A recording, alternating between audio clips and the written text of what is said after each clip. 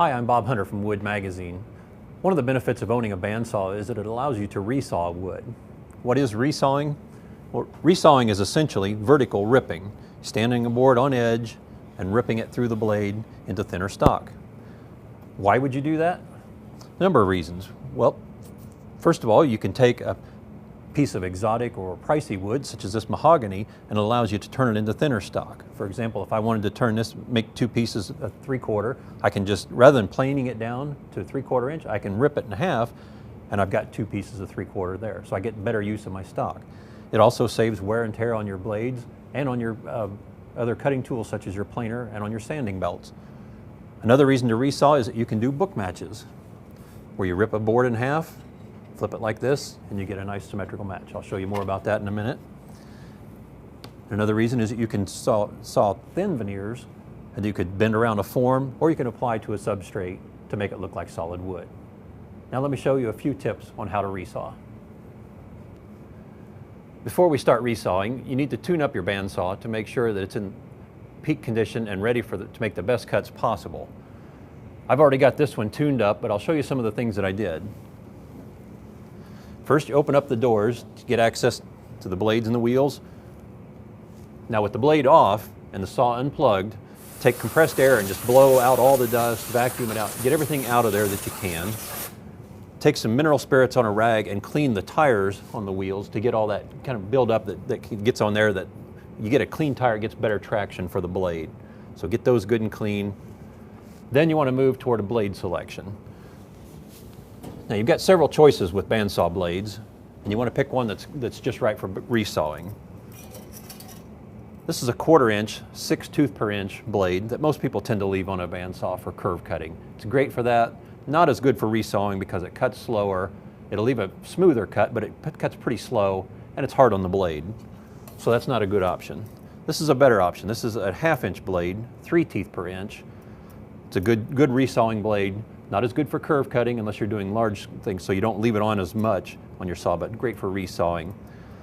What I have on the blade, or on the saw now, is actually a wood slicer blade. It's a thinner kerf than this one I have here. So it's an ultra thin kerf, has less set in the teeth, and it has an alternating 3 teeth per inch, 4 teeth per inch pattern. So it really cuts cleanly, cuts smooth, quietly, really nice for that. Great resawing blade.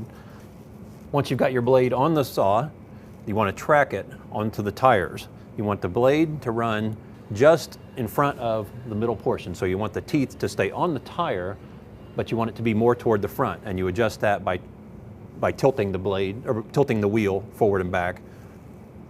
Then after you've got it tracked, what you want to do is set the tension. That's set up here with this knob. And to do that, the best way is, because you can't always count on the tension gauges that are on a bandsaw, here's a quick and easy way to do it. Take a square, any kind of a square, and set it about a 1/4 inch from the blade, and just take your thumb and push into there. And when you can just about touch the square, that's the right amount of tension. Okay, that's just right. That's the correct amount of tension that we need for the saw. So you're good to go there. Next thing you need to do then is to set your blade guides. You've got upper guides and lower guides below the table. Each has 2 side guides. Some saws will have 4, but and then it also has a thrust bearing behind that the back of the blade runs against. So you need to set those, get those set up perfectly so it holds the blade and keeps it from twisting and tracking offline. So get those set good. Okay, you want to square the table to the blade sideways and back to make sure that you're going to get perfect parallel cuts when you're making this. Okay, and then the final thing you want to do is hook up dust collection to your saw to keep as much of the dust out of this cabinet as you can. Keep it off the blade, off the tires. That'll help your saw run cleaner, faster, and smoother. Some bandsaws come with a fence as standard equipment, but if your saw doesn't have a fence, we can show you an easy way to do it just using a makeshift fence. Now we're going to resaw today using just a plain old 2x4 board that I'm going to clamp to the table. So before we do that though, we need to know, does our saw have any blade drift to it? So we're going to test for that first. So what I'm going to do is to set it up just about 3 or 4 inches from the blade, nothing magical here. Just set it up with kind of square. Clamp it to the fence. Clamp it to the table, I'm sorry. Okay, now that fence is set square to the table. So we're going to rip a piece of wood and find out what our blade drift angle is. So the first thing I want to do is to lower the top blade guide, get it down close to the workpiece so that that holds the blade tight and helps control the drift if there is any, helps control any blade twisting.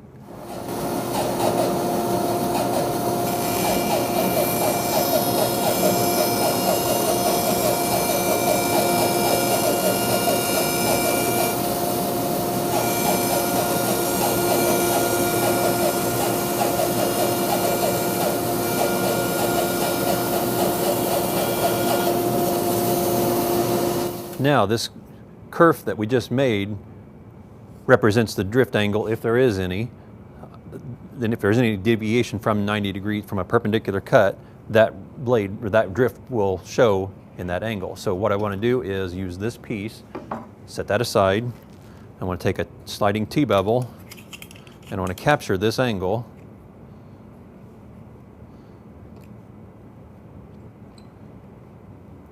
Because my board, my MDF was square when I started, so I have a 90-degree end. I want to capture that angle there. Now that represents the drift angle, if there is any. I no longer need that board, so I'll set that aside. And now I'll use this to set my fence by doing that and bring it in to do it. So let's look at first we have to find out what are we going to cut though first before we set that, because we need the blade to be, we need the fence to be set the distance from the blade that we're wanting for our resaw. Okay, this is a piece of 3/4 inch thick spalted maple. And what I want to do with this is to make a book match so that we can edge glue them back together. A book match would be this. So I want to rip the board in half this way, resawing, so that I can then put them together and they'll have a symmetrical look to them. That's what book matching is. So before I do that, the first thing I need to do is to raise my blade guide up out of the way.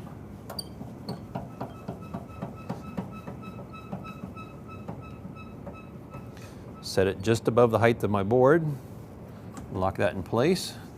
Okay, now that I know I'm going to be resawing to the middle of a 3/4 inch board, I want to set this fence at 3/8 of an inch from the blade. Get it close to the drift angle. Okay, I want to put a back clamp on, because this is the hardest one to get on sometimes without moving the fence, so get this one clamped in place.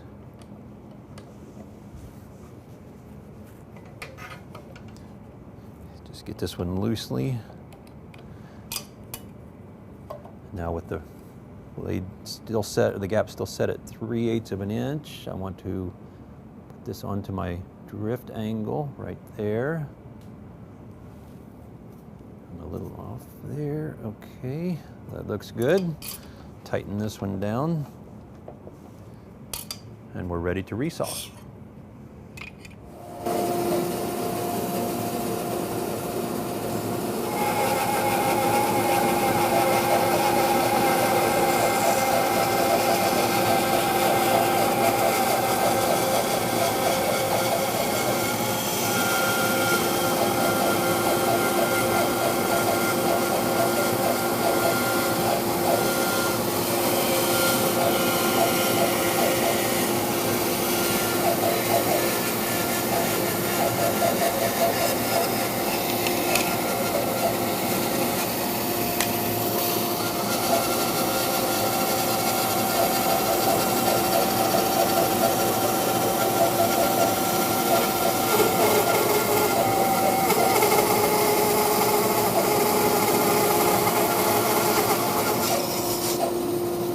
Okay, now that we've resawn our board in half, we can open it up to see what a book match looks like. So you can put these two together in a panel. Well, this isn't necessarily a great pattern, so what we can do is you can look at it from the other side. Flip the board around, book match it again, and now you see you got a little bit better symmetrical pattern that you can glue together to make one larger panel, or you could put these separate in adjoining door panels so that they would look close to the same. Just a nice way to experiment and work with exotic woods or any highly figured wood in this case the spalted maple. Okay, now I'm going to set up the saw to resaw 1/8" veneers off of this oak board. So I'll loosen my clamps.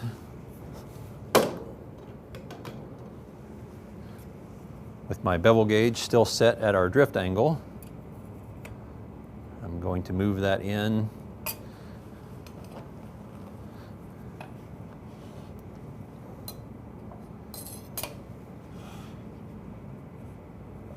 Move this over here. Move this into an 1/8".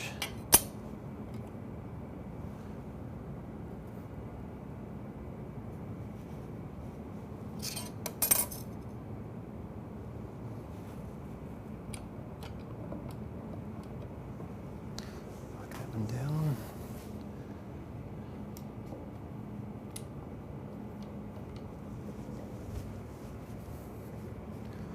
Just double check, make sure I'm still there. Okay, looks like we're good. Okay, we're good to go.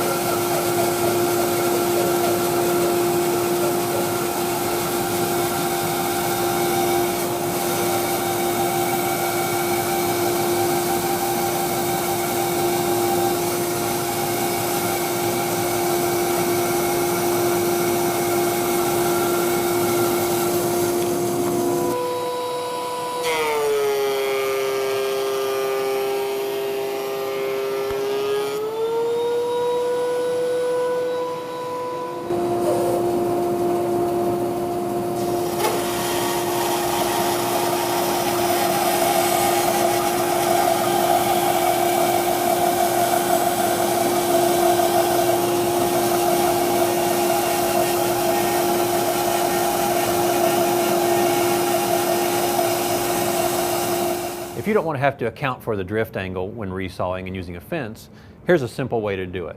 You can make a board, any board that just has a rounded or a pointed tip on it to act as a pivot point, and set it the length of whatever resaw you want to weight, the thickness away from the blade. For example, if I want to resaw this board in half, I would set it right to the middle of that board so that when I would do it, and then as I'm cutting, I've got a line marked down the center, and then as I cut, this allows me the freedom to steer it as need be if that should wander off based on our blade drift. If it wanders from the cut, I can adjust by just moving the board this way. I've just made a simple thing, clamped in place with a couple of hand screws, and then clamped to that with another screw. Very simple, easy way to do it. Let's see how it works.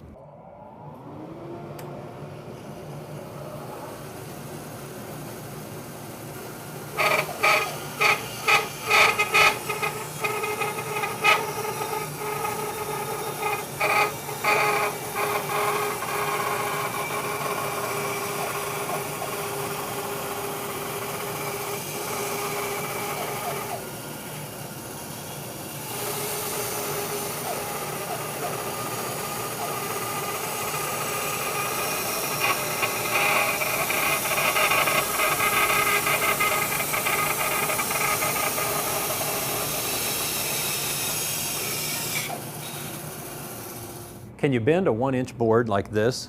Well, sure you can, if you cut it into strips first.